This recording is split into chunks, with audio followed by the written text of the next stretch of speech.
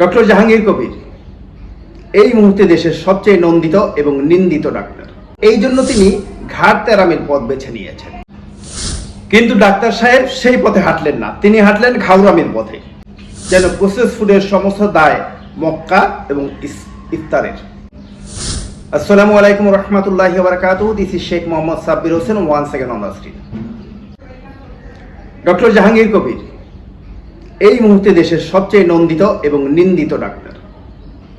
প্রথমে ডাক্তার থেকে ডায়েটিশিয়ান হয়ে জনপ্রিয়তা পাওয়া এই ডাক্তার এখন নিজেকে সোশ্যাল মিডিয়া অ্যাক্টিভিস্ট হিসেবে এস্টাবলিশ করতে চাচ্ছেন এবং এই জন্য তিনি ঘাড় তেরামির পথ বেছে নিয়েছেন। অথচ তিনি চাইলেই একটি ইস্যুর মধুরৈন সমাপয়েত বা সুন্দর সমাপ্তি টানতে পারতেন। সমস্যাটা শুরু হয় তখন যখন ডক্টর জাহাঙ্গীর কবির মক্কায় উমরা করতে গিয়ে মসজিদ আল হারামে ইফতারের একটা রিভিউ দেন। তবে আমরা আছি মক্কাতে, যে ইফতারিগুলো দেয় এটা একটা প্রসেসড ফুড, এটা খাওয়া যাবে না, এটা একটা মিনারেল ওয়াটার, এটা ঠিক আছে।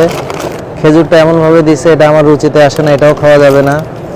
আর একটা কেক দিছে প্রসেসড ফুড, সেটা খাওয়া যাবে না। আর একটা ফ্লেভার্ড অরেঞ্জ জুস দিছে, যদিও আপনি জানেন এখানে চিনি আর অরেঞ্জের ফ্লেভার আছে, আসলে খাওয়ার মতো এখানে কিছুই নাই।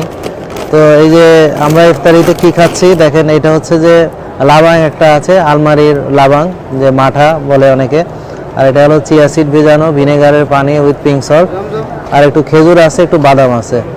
তো এখন এই যে এই খেজুর বাদাম এটা দিয়ে ইফতার করবো, আর সাথে জমজমের পানি আছে, এটা দিয়ে আপাতত ইফতার সারতেছে।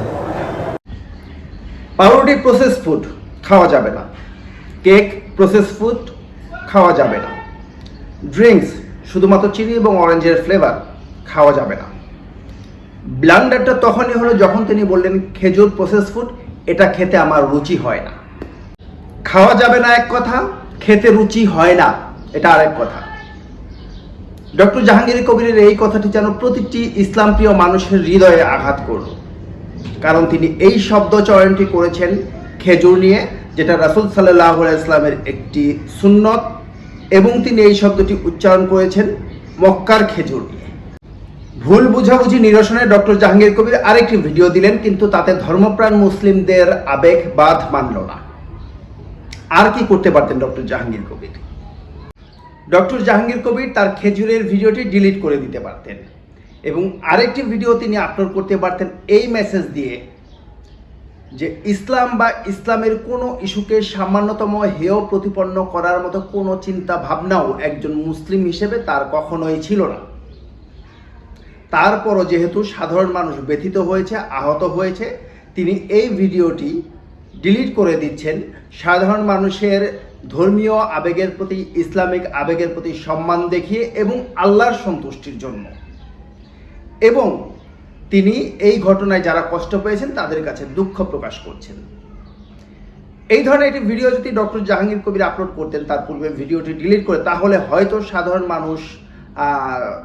মানুষের কাছে তার জনপ্রিয়তা বাড়ত এবং তার গ্রহণযোগ্যতা বাড়ত। কিন্তু ডাক্তার সাহেব সেই পথে হাঁটলেন না, তিনি হাঁটলেন ঘাউরামির পথে। তিনি আরেকটি ফেসবুক স্ট্যাটাস দিলেন, প্রসেস ফুড মক্কায় গেলে হয় অর্গানিক, ইফতারে গেলে হয় পবিত্র, যেন প্রসেস ফুডের সমস্ত দায় মক্কা এবং ইফতারের। ডাক্তার সাহেব আগুনে ঘি ঢাললেন। উনি কি বোঝাতে চাইলেন তার চাইতে গুরুত্বপূর্ণ হচ্ছে মানুষ কি বুঝলো। তিনি তো তার ভিডিও ডিলিট করবেনই না, তিনি তো তার ফেসবুক পোস্ট ডিলিট করবেনই না, অধিকন্তু তিনি প্রতিটা রিয়াকশনের অ্যাগ্রেসিভ জবাব দিয়ে যাচ্ছেন। মিলিয়ন মিলিয়ন ভিউজের একটি ভিডিও ডিলিট করে দেওয়া একটু কঠিনই, আর প্রতিনিয়ত মানুষের রিয়াকশনের জবাব দিলে হয়তো পেজের রিচও বৃদ্ধি পায়। ডাক্তার থেকে ডায়েটিশিয়ান হওয়া, জনপ্রিয়তা পাওয়া ডক্টর জাহাঙ্গীর কবিরকে আমরা হয়তো খুব সহসাই একজন পরিপূর্ণ কন্টেন্ট ক্রিয়েটর হিসেবে দেখতে পাবো। সাবস্ক্রাইব করে সাথে থাকবেন। আসসালামু আলাইকুম রহমতুল্লাহি ওয়া বারাকাতুহু।